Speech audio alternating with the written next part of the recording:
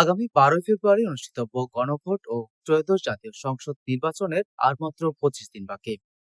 ইতোমধ্যে বাংলাদেশ নির্বাচন কমিশন তাদের সব ধরনের প্রস্তুতি সম্পন্ন করেছেন এবং চলছে গণভোটের প্রচারণা কার্যক্রম। নির্বাচন উপলক্ষে আমাদের বিশেষ প্রতিবেদন জনগণের নির্বাচনী ভাবনায়। আজ আমরা শুনব বিখ্যাত কাঠটুলি বিলের লংগদু উপজেলার সাধারণ মানুষের নির্বাচন কেন্দ্রিক ভাবনা ও প্রত্যাশা নিয়ে।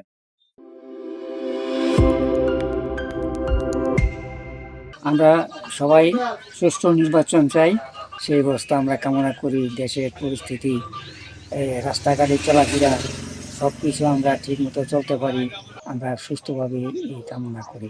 সৎ এবং যোগ্য ব্যক্তিরা যাতে এই দেশের ক্ষমতার আসনে বসে, এই প্রত্যাশায় আমি রাখবো। আমি একজন কৃষক, যে চাষ করি ওই ধানের ন্যায্য মূল্য পাই না। এখন যে সরকার আসুক, আমরা যেন ওই ন্যায্য মূল্য পাইতে পারি, এটা আমাদের সরকারের কাছে আবেদন আর কি। যে আমাদের এখন সার বিষের খুবই দ্রুত দাম কিন্তু এই যে আমাদের এরিয়া নিয়ে আমার পত্তা করে না, পত্তা না করার পরে আমরা কেমনে অনেক চলি। যে সরকার গঠিত হোক না কেন, সরকারে যদি আমাদের একটু খিলাপ করে দেখে, আমাদের ভালোর জন্য আমার খুব দাবি, এটা আমার জোর দাবি।